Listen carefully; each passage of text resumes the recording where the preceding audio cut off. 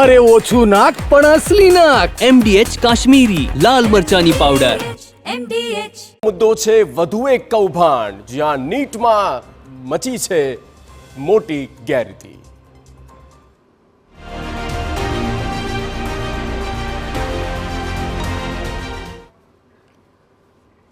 નીટની પરીક્ષામાં સારા માર્ક અપાવવાના કથિત કૌભાંડથી ખળભળાટ મચી ગયો છે. 75 લાખથી 1 કરોડમાં નીટમાં 650થી વધુ માર્ક અપાવવાના ષડયંત્રનો દાવો કરવામાં આવ્યો. ગુજરાતના 8 વિદ્યાર્થીઓ શંકાના દાયરામાં આવ્યા છે. રાજકોટના વાલીને ટોળકીના વચેટિયાએ અમદાવાદ બોલાવ્યા અને અમદાવાદમાં ડીલ કરવામાં આવી હોવાનો સનસનીખેજ દાવો થયો છે.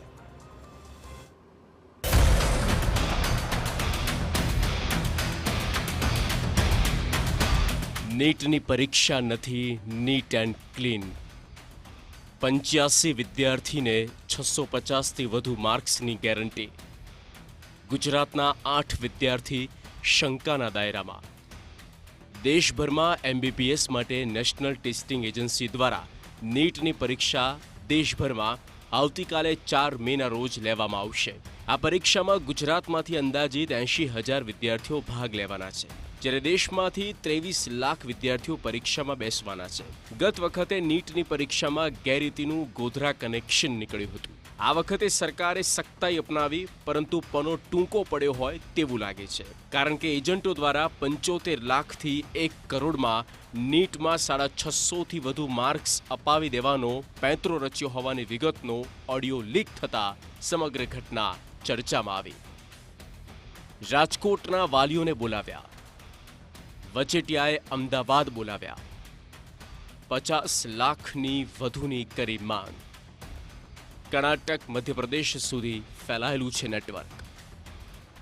રાજકોટના વાલીને ટોળકીના વચેટિયાએ અમદાવાદ બોલાવી હોટેલમાં મળી નીટમાં સારા માર્ક્સ અપાવી 50 લાખથી વધુની માંગ કરી. કર્ણાટક મધ્યપ્રદેશ સહિત રાજ્ય સુધી નેટવર્ક ફેલાયું હોવાનો દાવો કરવામાં આવ્યો.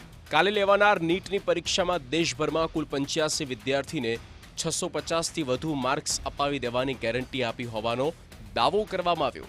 જે રાજ્યમાં વિદ્યાર્થી ભણતો હોય તેના આધાર કાર્ડ 4-5 માસ અગાઉ અન્ય રાજ્યના બનાવી દેવામાં આવ્યા. વાલી એક જે મારી પાસે એમને વાત કરી એ મુજબ એમને 4-5 મહિના પહેલાં એક એજન્ટે સંપર્ક કરીને પરીક્ષામાં બાળક માટે આવી રીતે એમ કે ગેરરીતિ કરીને તમારા પાલ્યના માર્ક સુધરી જશે એવી એને ઓફર કરેલી, અને આ વાત એણે મને 2-3 દિવસ પહેલાં કરેલી. ત્યારે એનું કહેવાનું એવું હતું કે એ એજન્ટ છે એવી વાત કરે છે કે ભાઈ બીજા રાજ્યમાં આધાર કાર્ડ બદલીને અન્ય જગ્યાએ પરીક્ષા અપાવી દઈશ અને માર્ક સુધરી જશે. એના માટે એ ખૂબ મોટી રકમની પણ માગણી કરે અને એની વ્યવસ્થા પણ મને એવું લાગે છે કે એ વાલી જે કહેતા હતા એ પ્રમાણે આ 1-2 વિદ્યાર્થી નહીં, ઘણા વિદ્યાર્થીઓનો એને સંપર્ક કરેલો હોઈ શકે. કેવી રીતે અટકશે ગેરરીતિ? ગેરરીતિવાળા કેન્દ્રો ઉપર વિજિલન્સ મૂકવી જોઈએ. આધાર કાર્ડ બદલનારની તપાસ કરી પ્રતિબંધ મૂકવો જોઈએ. અમદાવાદના ક્લાસીસ સંચાલકની ભૂમિકા પણ હવે શંકાના દાયરામાં છે. નીટમાં ગેરરીતિની CBI સહિત 11 જગ્યાએ વાલીએ ફરિયાદ કરી છે. રાજકોટ જિલ્લાના વાલી આ ગેરરીતિનું નેટવર્ક જાણવા માટે અમદાવાદ ગયા હતા. આ વાલીઓએ આ અંગે પૂર્વ DO BS કેલાનો પણ સંપર્ક કર્યો હતો. સામાન્ય રીતે કોઈ પણ પરીક્ષા હોય તો એમાં ગેરરીતિ ન થાય અને શુદ્ધ પારદર્શક પદ્ધતિથી પરીક્ષા લેવાય એ બહુ અતિ અગત્યની બાબત હોય છે.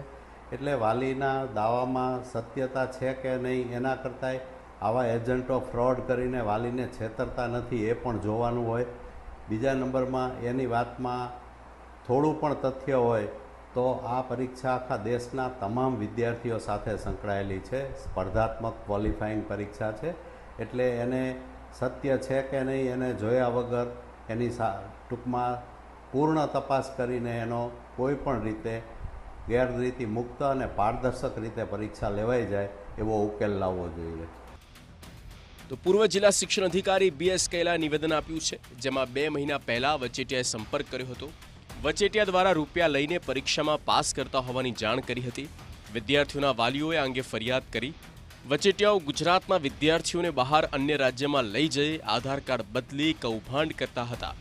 વચેટિયાઓએ જે કેન્દ્રના નામ આપ્યા છે તે કેન્દ્ર પર એનટીએ દ્વારા સઘન વોચ રાખવી જરૂરી હોવાનું પણ કહેવામાં આવ્યું.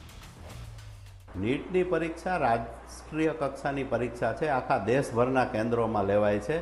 એટલે એક બે વ્યક્તિથી આ કોઈ વસ્તુ બનતી હોય કે જે ટોળકી હોય એની મોડેસ ઓપરેન્ડી હોય તો એ પ્રમાણે એ લોકો આખા ગુજરાતના બીજા રાજ્યોના એવા માણસોના મેળાપીપણામાં જ આવું કરતા હોય અને એની ટોળકી પણ એ જ રીતે સક્રિય હોય. એટલે ફક્ત ગુજરાતના વિદ્યાર્થી માટે થતું હોય એવું નહીં, આ લાલચ એને બીજા રાજ્યના બીજા વિદ્યાર્થીઓને પણ આપી હોઈ શકે અને તમામ જગ્યાએથી આખા દેશભરના વિદ્યાર્થીઓ પણ આનો ભોગ બનતા હોય એવી. કારણ કે આ જે ટોળકી છે એના માટે તો એ છેતરપિંડી છે એ બહુ મોટી પહેલી વાત છે કે ભાઈ જે વિદ્યાર્થીઓ મળે એની પાસેથી એ લોકો મોટી રકમ ખંખેરી શકે. તો ફરિયાદને લઈને એનએસયુઆઈ પ્રદેશ પ્રમુખ નરેન્દ્ર સોલંકીએ શિક્ષણ મંત્રી કુબેર ઇન્ડોરને ટ્વીટ કર્યું. આવતીકાલની પરીક્ષામાં કોઈ ગેરરીતિ ન થાય અને પરીક્ષા વ્યવસ્થા સારી રીતે યોજાય તેવી માંગ કરાઈ. ગત નીટની પરીક્ષામાં પણ ગેરરીતિની વિગતો બહાર આવી હતી. ત્યારે આ પરીક્ષામાં વિદ્યાર્થીઓના મહેનતમાં પાણી ન ફરી જાય તે જવાબદારી રાજ્ય સરકારની વધી જાય છે. આ નીટની પરીક્ષા યુજી મેડિકલના એડમિશન માટેની જે એન્ટ્રન્સ હોય છે એ નેશનલ ટેસ્ટિંગ એજન્સીને આપવામાં આવી છે. આ નેશનલ ટેસ્ટિંગ એજન્સી ગયા વર્ષે પણ ક્યાંક વિવાદમાં આવી હતી. સમગ્ર દેશમાં એક વિરોધનો સૂર ઉઠ્યો હતો કે આ નીટમાં મોટા પાયે કૌભાંડ થયું હતું અને ઘણા બધી આરોપીઓ પકડાના હતા.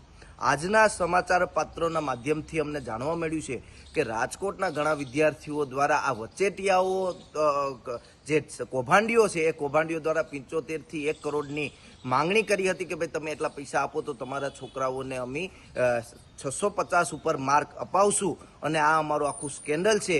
આ કોકવે સ્ટિંગ કર્યું હતું અને આજના સમાચાર પત્રોમાં આપણે જાણવા મળે છે. સરકાર ક્યાંક કોઈ પણ પરીક્ષા લેવામાં સક્ષમ નથી. વારે વારે સરકારી ભરતીઓના પેપરો લીક થાય છે, વારે વારે નીટના પેપરો લીક થાય છે, પણ સરકાર ક્યાંક નિરપેક્ષક બની અને વારંવાર આ વિદ્યાર્થીઓની મજાક ઉડાવી રહ્યું હોય એવું અમને લાગી રહ્યું છે. તો એનએસયુની માંગ છે કે આ મામલે તપાસ કરવામાં આવે. મહેનતુ વિદ્યાર્થીઓના ભવિષ્ય સાથે ચેડા થઈ રહ્યા છે તે ખૂબ જ નિંદનીય છે અને આવું વારંવાર સામે આવી રહ્યું છે. ત્યારે આ બાબતને લઈને તપાસ કરવામાં આવે જેથી સત્ય અને તથ્ય બહાર આવી શકે. મોહિત ભટ્ટ, TV9 રાજકોટ.